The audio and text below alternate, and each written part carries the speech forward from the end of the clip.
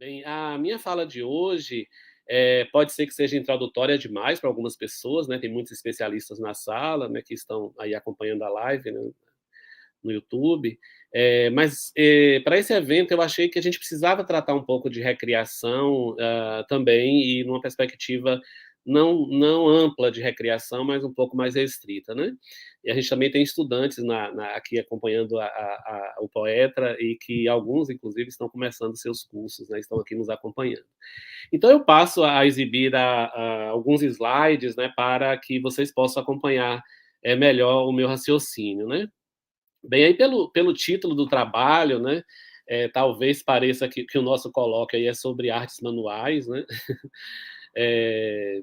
mas eu apenas tomarei mesmo o bordado como metáfora, né.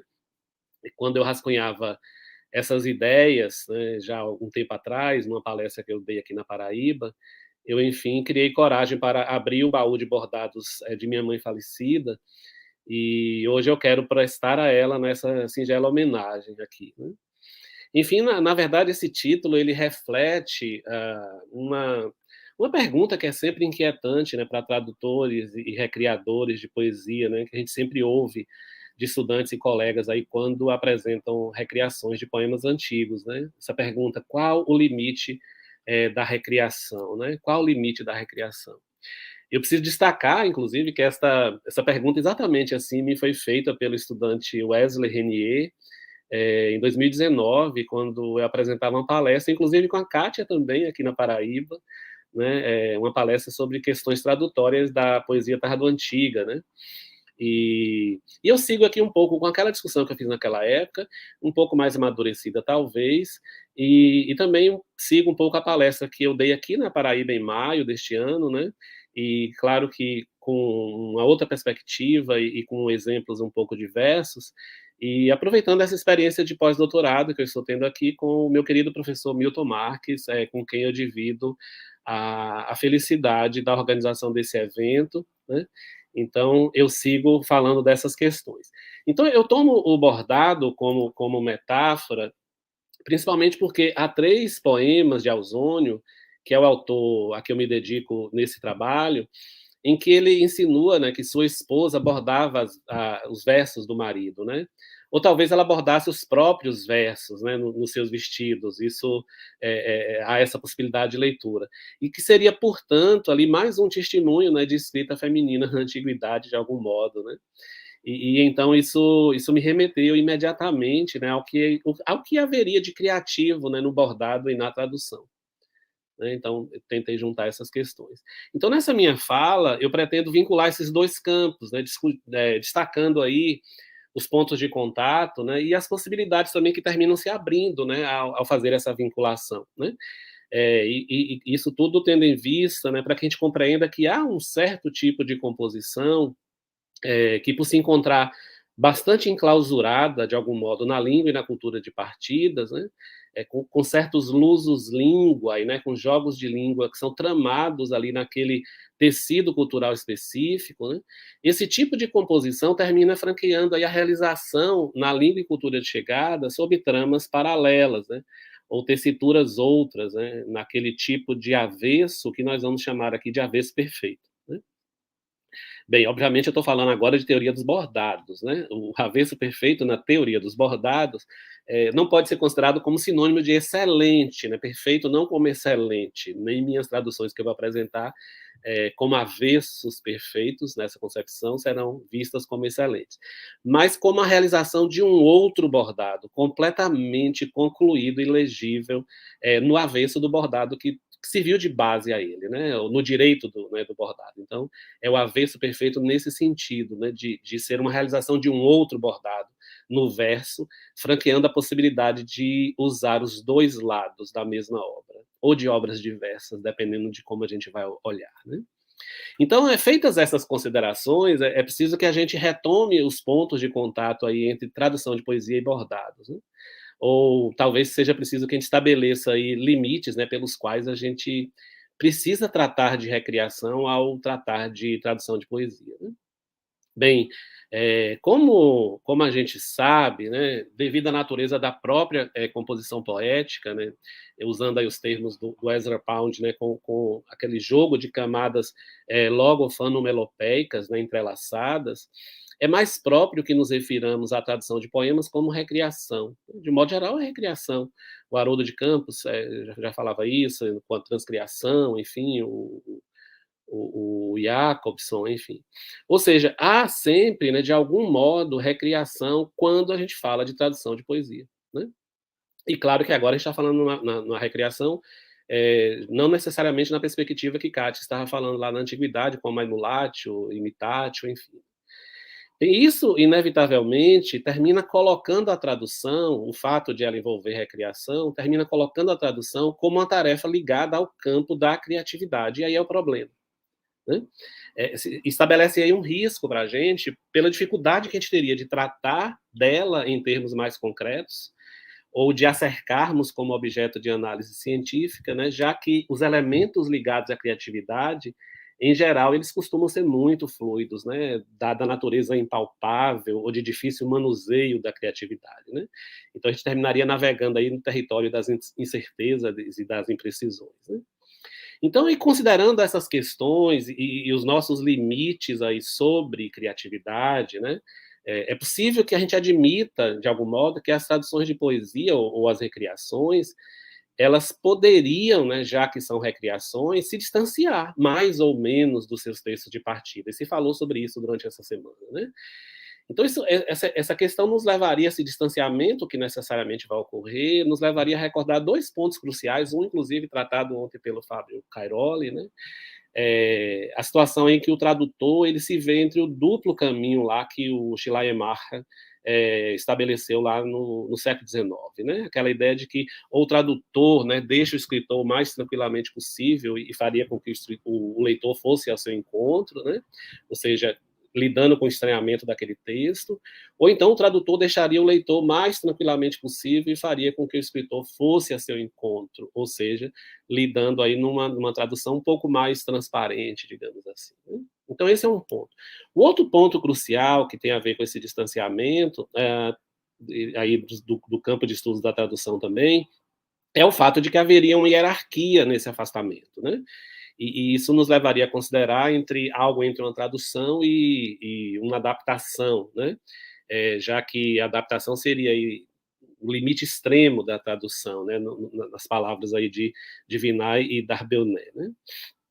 E, obviamente, assim, pensando aí com o nosso colega querido, né, o Paulo Sérgio Vasconcelos, que foi convidado, inclusive, para este evento, num texto de 2011, muitas vezes a gente também se inclina a deixar que nossas traduções dos textos antigos, elas mantenham elementos determinantes, né, daquela língua e daquela cultura, né, elementos a operar aí algum estranhamento no leitor, né, que nos faça perceber de imediato que a gente está lendo uma tradução, né? E nesses casos aí, as notas ao poema não explicam o poema, né? São notas que detalham algum sentido para algum possível não especialista que esteja lendo aquele texto. Bem, outras vezes também a gente se deleita com o inverso, né? Com recriações que fazem o texto sobreviver plenamente em nossa língua, como se tratasse de algo próximo de nós, de nossa cultura, né? Como se fosse um original. E em alguma medida é também, né? A tradução é uma outra forma de existir. Né? Isso, por exemplo, ocorre com a deliciosa tradução da Ode a Leocono, né, a famosa 1:11, né, feita pelo Paulo Henriques Brito, né, e que eu não vou citar aqui porque é bastante conhecida, né, por nós, né, intitulada lá Horácio no Baixo, né, se acha facilmente na internet. Então, como essas duas formas de traduzir, né, e seus caminhos, elas podem ser agradáveis ao leitor, né, o limite, então, seria o de se saber que se está lendo uma tradução, né? E aí, então, um dos efeitos estéticos aí adicionais ao leitor, principalmente o leitor que conhece ambas as línguas, seria a percepção desse jogo proposto, né? Na criação e na recriação, ou então no original, dito original, e na tradução. Né? Então, nesses casos aí mais gerais de tradução de poesia, nós estaríamos no território da recriação de poemas que se abrem a possibilidades mais ou menos acentuadas de intervenção do tradutor. Mas há algumas construções, e essa que nos interessa hoje, né, que obrigam a recriação paralela, né? Ou seja, há poemas que, se traduzidos sem um nível assim mais profundo de recriação, ou seja, com algum nível a mais de criatividade, elas resultariam, esses poemas, não plenamente traduzidos, né? Porque eles iriam depender de notas para fazer sentido, para ter seu sentido completo, e seria uma espécie de uma piada com explicação, uma piada com nota, né? E aqui nós não estamos falando de notas explicativas, aquelas notas acessórias, né, aquelas notas que a gente tanto gosta, né, facultativas, né, e que dependem simplesmente da generosidade do tradutor, ou então de políticas editoriais que sejam favoráveis às notas, porque a gente vê isso em teoria de escopos, né, nem sempre a uma tradução é permitido se pôr notas, dependendo de onde a gente publica, né. A gente está se referindo aqui a notas que a gente vai chamar de imperativas, né? São aquelas notas que, se estiverem ausentes, elas deixariam o texto mergulhado aí nas águas profundas da falta de sentido, né? De modo que não seria mais plenamente um texto, porque dependeria de um paratexto para cumprir o seu sentido. Então, nessa minha fala, eu pretendo destacar algumas situações com certos lusos língua, né, com jogos de língua, que convocam o tradutor a recriar, compondo aí a obra, né, ao modo de um avesso perfeito, né, no sentido de que ela é condicionada pelo dito original, como a gente vai ver no avesso, mas necessita seguir tramas paralelas e motivadas obrigatoriamente pelo original. Então, já que essa metáfora do bordado, né, e do avesso perfeito foi aqui evocada, eu gostaria de retomá-la, né? Há um conjunto de semelhanças entre as duas artes, obviamente, e me dá uma felicidade enorme trazer algo de minha mãe junto a algo que eu faço, né? A da tradução e a do bordado, né? Há muita semelhança, mas há uma diferença muito básica, que é a bordadeira, ela é ao mesmo tempo, né, a bordadeira de avessos perfeitos, ela é ao mesmo tempo a criadora e a recriadora, né? Ela é a autora do original, do lado direito, e também da tradução, ou seja, do avesso, né? Quando ele for perfeito, conforme a gente vai ver. Então, vamos ver um primeiro aspecto relacionado aí ao fato de que nem sempre há avesso e nem sempre há traduções, né? Como a gente às vezes desconhece a arte do bordar, eu conheço um pouco, porque de fato eu gostava dos bordados de minha mãe. Nós nos inclinamos a acreditar que todo bordado teria um avesso, né? Mas nem sempre é assim, né? A gente tem sempre umas bordadeiras muito hábeis que nos iludem com suas técnicas maravilhosas, né? Nos enganam de algum modo. Conforme a gente vê nesse slide, né? A figura 1 é o direito, a figura 2 é o avesso. A gente vê uma sombra do bordado, mas não é um avesso, na verdade, é só a sombra que ficou na camada do tecido, né? Então, esse é um tipo específico de bordado, né, com duas camadas, em que o avesso vai sendo embutido dentro do tecido, né? Então, como a gente vê aí, né, o avesso, né, o direito sem o avesso, ele se perde em si mesmo, né? Ele se perde em si mesmo, né? Como ocorre, por exemplo, com um poema que é lido apenas da língua em que ele é escrito. Ele nunca teve o contato, né? Nunca roçou com a outra língua, né? Para fazer essa outra língua, essa outra cultura deixar algo nele também, né? Então, isso ocorre, por exemplo, com muitos poemas latinos, né, que nunca foram traduzidos e que, portanto, estão lá enclausurados na língua em que eles foram escritos, e lembrando aqui o Derrida, né, eles ainda não são originais, porque não têm traduções, né? Então, vamos ver agora um outro aspecto na comparação entre bordado e tradução, né? Se a gente olhasse fizer uma rápida incursão aí por uma gaveta de bordados, ou então por folhas de uma tradução, a gente certamente perceberia que há avessos cheios de pontas, né? Assim como há traduções com notas imperativas. Isso existe também, né? Enfim, não há nenhum problema nisso.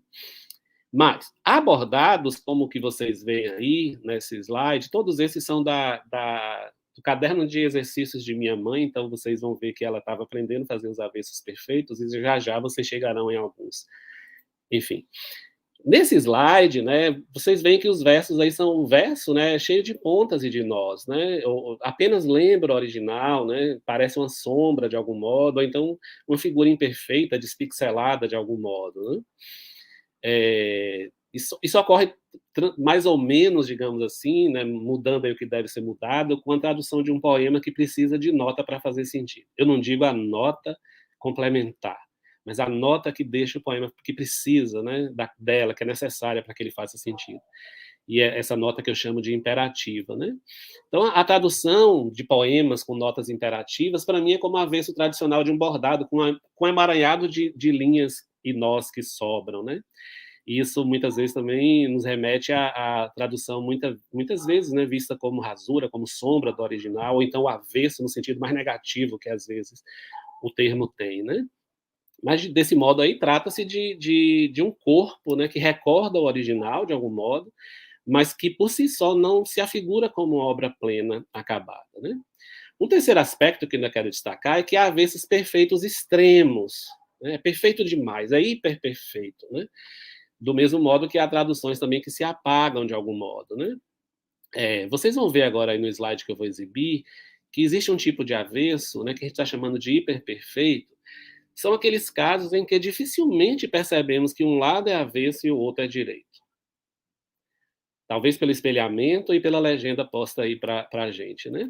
Somente a gente analisando minuciosamente a obra, a gente vai perceber quem é quem aí nesse jogo de técnica, né? De apagamentos, de disfarces, né? Conforme a gente vê aí no slide, né? O avesso, então, perfeito demais, ele se iguala em demasia ao original e se apaga. Quer dizer, na verdade, os dois se apagam, né? De algum modo, os dois se apagam, né? Nesse jogo aí do impossível, né? De se desfazer a relação entre original e entre cópia, né? Ou entre original e tradução, né? E isso ocorre de algum modo com traduções que se realizam de tal modo transparentes na língua e na cultura de chegada, né, que sem advertência eles se passam por seus originais, né, de algum modo se passam por seus originais, e muitos leitores podem ler sem saber que se trata de traduções. Né? E, por fim, eu quero destacar o último aspecto, por fim, não da minha fala, mas por fim dos bordados, o último aspecto, né, relacionado ao fato de que há sempre avessos perfeitos, sempre não, mas há avessos perfeitos, e podem haver traduções que recriam paralelamente, né?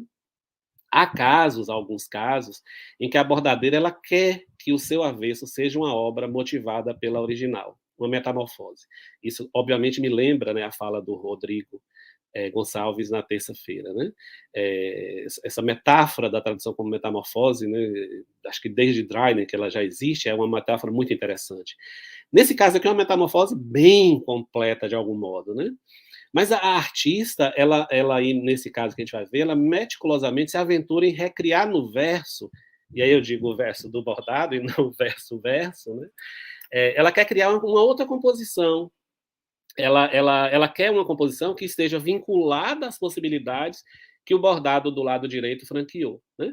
Então, aí, vocês vão ver, pelas aberturas que nos faculta esse tipo de bordado talvez seja o avesso perfeito que nos interessa neste trabalho com que eu quero discutir sobre tradução, né?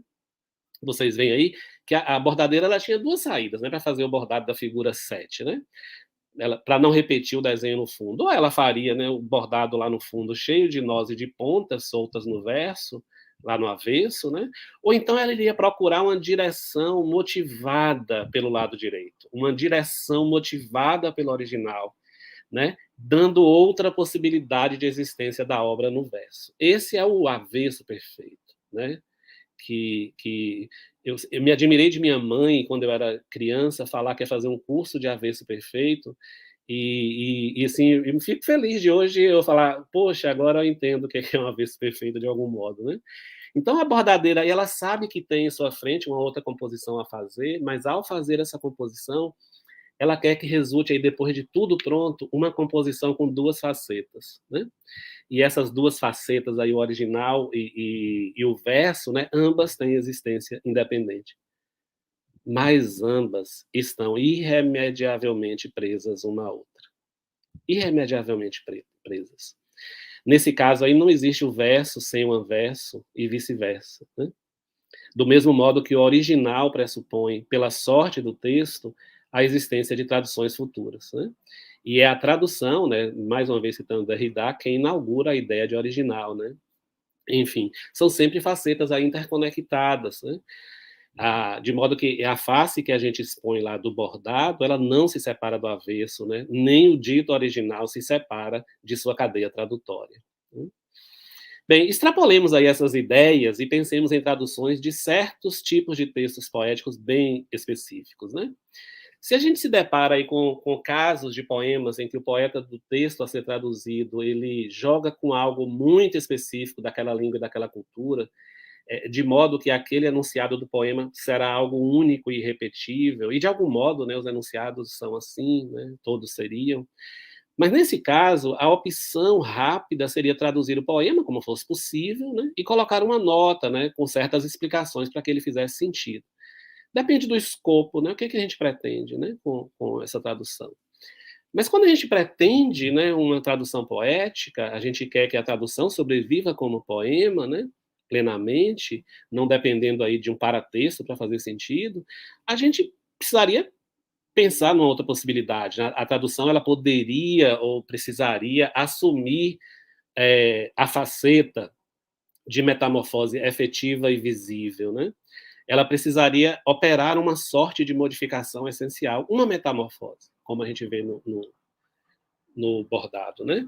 Então, resultaria aí um avesso, né, a tradução também, que segue a trilha logopeica do original, logofonomelopeica do original, mas ela vai se reconstruir de modo lateral, de modo divergente, né, diverso, transformado, alternativo. O Guilford, em 1950, usa o termo divergente, eu não gosto, eu prefiro termos que mostrem alternativas, né, possibilidades outras, enfim. Então, a tradução, nesses casos, inevitavelmente, né, é, a tradução seria, nesse caso, uma espécie de avesso perfeito. Não há outro jeito de a obra existir. Eu vou dar um exemplo, né? Vamos ver o exemplo do epigrama 67 da Priapé Latina, né? Como a gente vê no slide. Aí minha leitura, obviamente, vai estar longe da perfeição das leituras que vimos até agora, né, com os nossos colegas, né? Mas o poema indístico elegíaco, né? Penelopes primam, didonis prima sequatur, et primam caqui, syllaba prima remi, quodquet fitex ilis, tu mi deprensus in orto, fur dapis aic poena, culpa luenda tu est. E aí a tradução que a gente poderia ter para esse poema seria essa aí que eu fiz, né? Que a primeira sílaba em Dido siga a primeira em Penélope, e que a primeira de Remo siga a primeira de Caco. O que surgir da junção, tu flagrado, ó ladrão, em meu horto, me cederás. Essa pena tens que pagar por teu crime. Bem, seguindo aí as orientações do poeta, com esse lusus que ele propõe, né, sob a forma de um acróstico, né, nós comporemos a palavra pedicare. Nós comporemos a palavra pedicare, sodomizar em latim, né? Enfim, e essa tradução aí do poema que a gente lê, ela resultaria numa construção que faria o texto depender de notas imperativas, né? A não ser para latinistas, né, para nós. O poema, então, resultaria não pleno ou inacabado, né, de algum modo. Essa forma aí que gerou em português de pereca, né, de pereca, ou se a gente ajustar a tradução, alterando ordens aí, a gente teria pedicare, ela não é um termo português, o texto continua latino, de algum modo, né? Então, ou seja, o termo que o acróstico forma em português ainda é uma palavra latina. Ou seja, o texto se traduz, mas ele não se traduz completamente. E aí restaria o recurso às notas, né? Ou então a aceitação de que o poema é um poema para latinistas, né? Reduzindo bastante o escopo dele, né?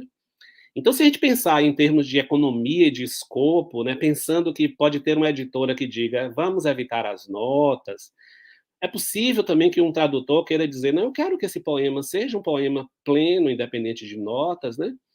Então, nesse caso aí, com a composição presa irremediavelmente, né, à língua e à cultura latina, nós teríamos que recorrer, de algum modo, à recriação, considerando esse escopo de que eu falei, né?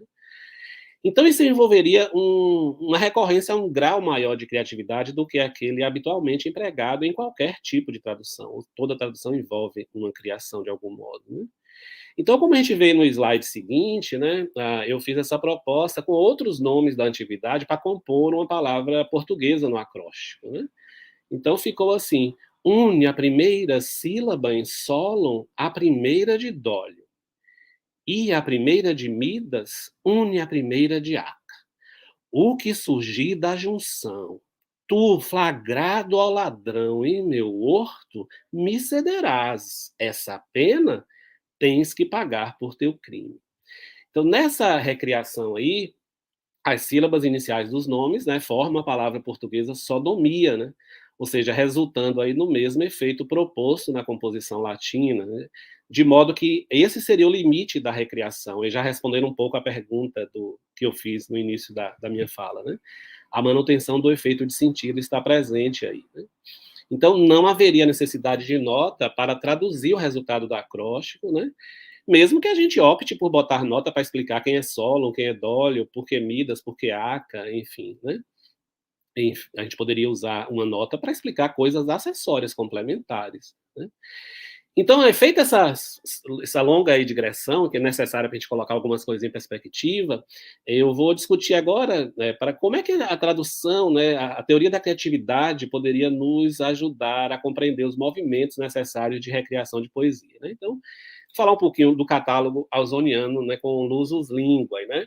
Eu tenho me dedicado, estou trabalhando aqui com o Milton no pós-doutorado, com a tradução dos epigramas, né, já na fase final mesmo, e tentando juntar um pouco de pesquisa teórica e prática tradutória, né?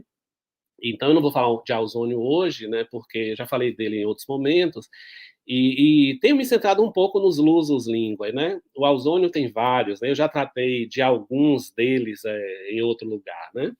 É, e uma coisa interessante é que o Ausônio, ele, um gramáticos, né, um retórico depois, muitos dos epigramas dele são recriações da antologia palatina, então, de algum modo, a ética da tradução estaria preservada, porque o meu original, ele é recriador, pensando no que Kátia falou há poucos instantes, né? Ele é um recriador dos epigramas da antologia palatina, então, o tradutor, por que não ser recriador? Então, essa questão, digamos assim, estaria resolvida, né? Bem, eu não vou tratar de todas essas composições, que não vai dar tempo, vou me centrar em uma delas especificamente, né?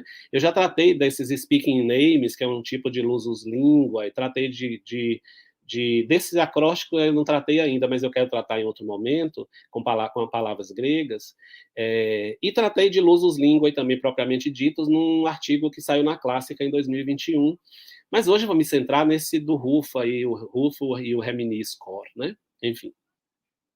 É, bem, esse epigrama é o epigrama 48. O poeta faz um jogo aí com o verbo depoente reminiscor, que é realizado pelo retor como reminisco, né?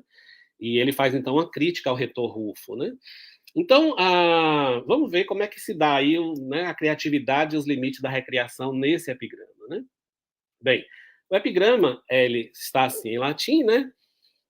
Reminisco Rufus dixit in versus suo, cor ergo versus imo Rufus non habet.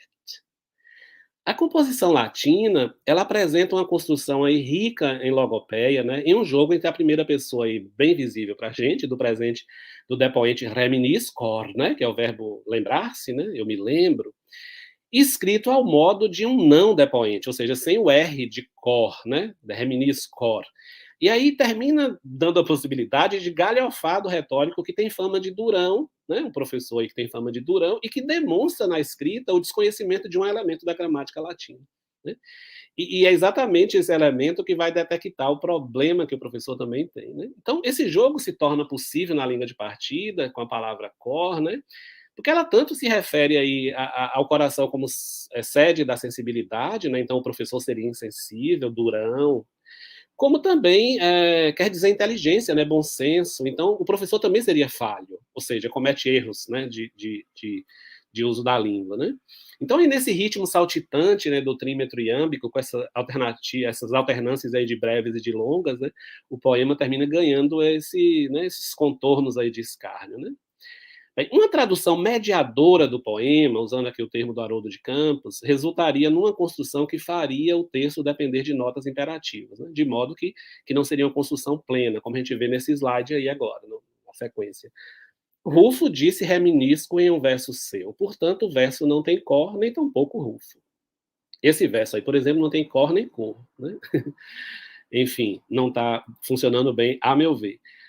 Então, a gente teria que pôr aí, de algum modo, grandes aspas nesse termo tradução, se a gente estiver publicando um livro de poemas, eu acho. Né? Eu acho que funciona um tipo de tradução assim para um outro tipo de exercício. Né? Bem, para mim, como o professor Raimundo Carvalho disse na segunda-feira, né, todas as traduções também são legítimas, depende de um escopo, para que essa tradução está sendo feita. Né? Então, essa tradução que aparece aí, ainda que seja a moda estrangeirizante, né, com a manutenção dessas formas latinas, aí, reminisco e cor, ela só faz sentido se for enriquecida de notas, né? Mas aí seriam sempre notas imperativas que fariam o texto depender delas, né? Então, como a gente sabe, né, não tem depoentes no português com o jogo com a palavra latina cor, né? Nós não temos depoentes morfológicos com esse jogo com a palavra cor. Então, não há verticalidade no jogo de significados entre as duas línguas e culturas neste caso. Não há essa relação vertical. Aí me lembra muito as traduções homofônicas, né, que o Beethoven também mostrou aqui no dia da fala dele, na segunda-feira, né? Não há essa relação nesse sentido aí. Então, para o tradutor, restariam alguns dilemas, né? Ou nunca traduzir o poema, nunca traduzir, ou fazer uma tradução mediadora e sobrecarregar com as notas explicativas imperativas, né? Ou então pensar em alguma solução possível, né, ancorada aí em discussões teóricas do campo dos estudos de tradução. Né? Então, se a gente decide que pode encarar a tradução do poema para que ele exista plenamente em português, a gente pensaria então já que não há uma relação vertical, né, temos que pensar numa relação lateral. O que a gente pode fazer lateralmente? Um jogo alternativo, né, um jogo diverso, né, uma reestruturação equilibrada ou funcional, né, e que pudesse manter, né, se não essa mesma ideia, né, que é impossível, ao menos o mesmo efeito, né, o do sarcasmo aí do jogo aproximativo. Então a gente teria que recorrer a um grau maior de criatividade do que aquele habitualmente que a gente usa para qualquer processo tradutório.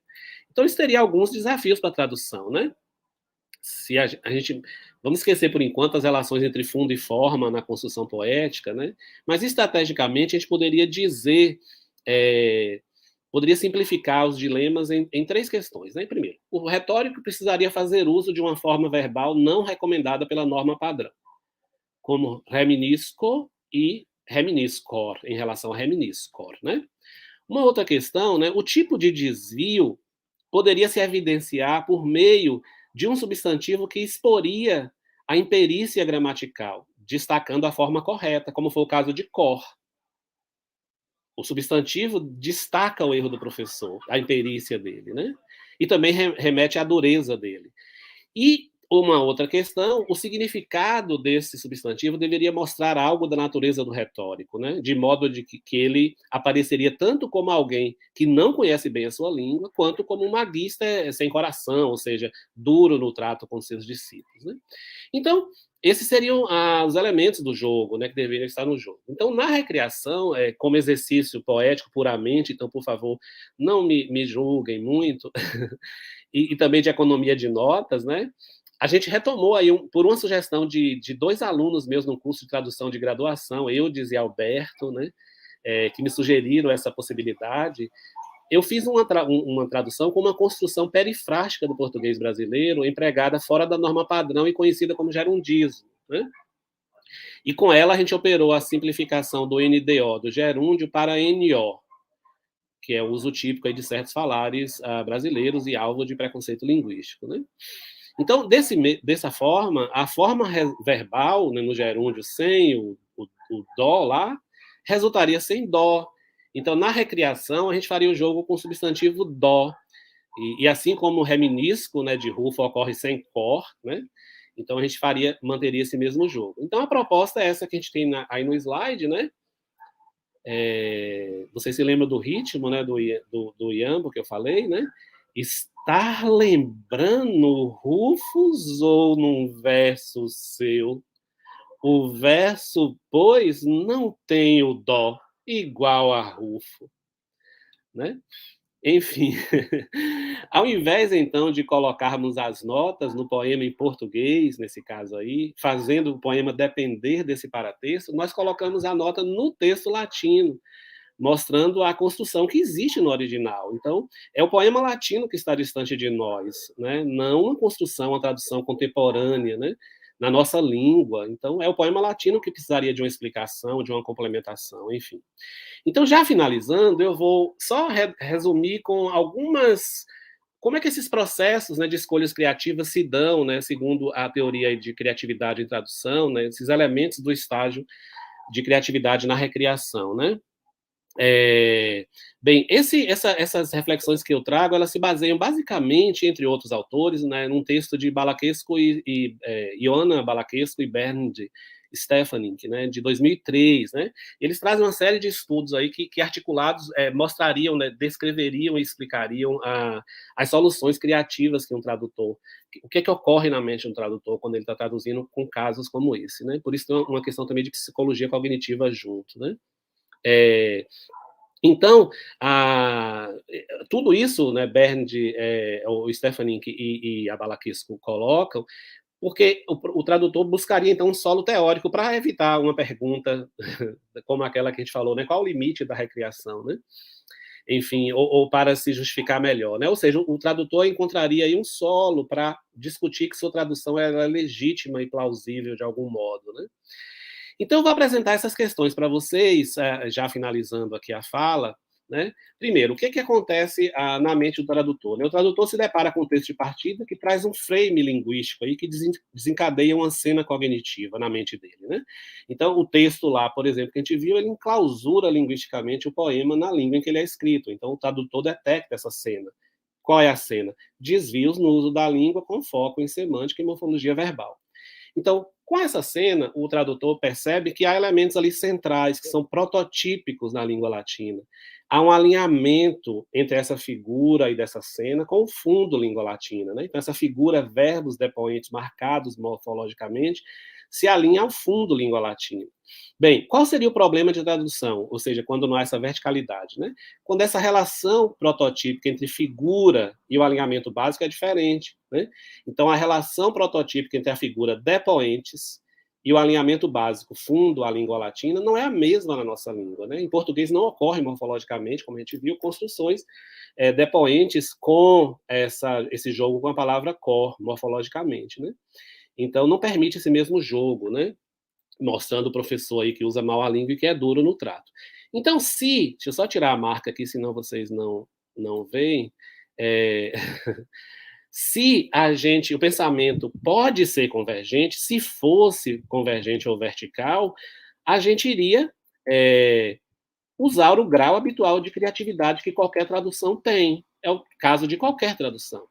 Mas quando o pensamento não pode ser convergente e vertical, a gente precisaria ou não traduzir o poema, como eu falei, ou usar notas imperativas, né? Ou então adotar uma criatividade, um grau de criatividade não habitual. Né? Então, ele precisaria focalizar os elementos da cena aí de uma forma diferente, escolher um outro elemento, né? Ou então ele iria mudar o ângulo de visão do problema e fazer um pensamento lateral, pensar, né, lateralmente. Né? Como a gente viu aí, né, esse elemento cênico depoente é prototípico na língua latina e não é realizável em português, e o pensamento lateral que a gente fez foi pensar no gerundismo e na simplificação do grupo ND do sufixo do gerúndio, né? E aí o substantivo dó recupera o D do gerúndio e acentua o erro do professor, assim como cor fez lá, né? E também poderia se equivaler a cor no sentido de compaixão, benevolência, né? Que é ausente no magista, ou seja, o professor não tem dó dos alunos, é durão, né? Enfim. Então, o critério a solução criativa, ela é nova porque não é possibilidade de se realizar de uma outra forma, mas ela precisa ser apropriada. E qual seria o critério para isso, segundo a teoria de escopos, né, Reis e Vermeer, que a gente vê aí? Manter o efeito produzido. Isso aí é o que exigiria a ética do tradutor. O efeito está, né, mantido aí, né? A solução mantém o sarcasmo em português, né? Enfim. E qual era a ideia disso? É obter traduções plausíveis intersubjetivamente. Então, o criador Ausônio lá, que não era tão criador assim também, pensando no que Kátia falou nesse instante, o criador Ausônio lá desse poema, ele tinha a língua latina com essa característica e produzia um efeito de sarcasmo. O tradutor, fulano de tal, quem quer que seja, aqui no português contemporâneo, está diante de uma outra situação, de uma outra língua, e ele vai em busca de um outro jogo para fazer o poema funcionar com um sarcasmo similar, né? Então, essa seria a ideia, né? Então, pense assim, só me defendendo um pouquinho, né? A criatividade, no nosso caso, ela não se configurou aleatoriamente, nem sem uma reflexão, né? Ela voltou para a realização de problemas, né? Como o Ballard propõe em 2004, ele fala de uma criatividade opcional, como a gente viu, por exemplo, no caso do poema lá Horácio no Baixo, uma criatividade opcional. Houve no Paulo Henriques Brito o desejo de fazer daquele poema se realizar de uma outra forma, né? Conversar com o leitor de um outro modo. Já a nossa criatividade aqui é uma criatividade do tipo obrigatória, porque a única solução que o tradutor teria era ser um pouco mais criativo além do normal, né? Então, para concluir, e deixando aqui a captatio benevolente aí para o final, eu espero que vocês compreendam essas minhas ideias, vistas apenas como uma tentativa de resposta àquela pergunta difícil que me fizeram há um tempo atrás, e que na hora eu respondi muito mal, e infelizmente Kátia estava no dia e pode ser testemunha da resposta que não foi a melhor, né? Então eu quero, por fim, deixar uma pergunta provocativa como resposta, inicial que seja, né, àquela pergunta sobre os limites da recriação que me fizeram anos atrás. É essa que eu ponho aí. Onde residiria a ética do traduzir, né? Na tradução ao pé da letra e sem sentido, ou numa recriação que restabeleça a construção em outra língua e cultura, de modo a fazer o poema reviver plenamente, mantendo o fluxo da existência do original por meio da cadeia tradutória ao longo do tempo.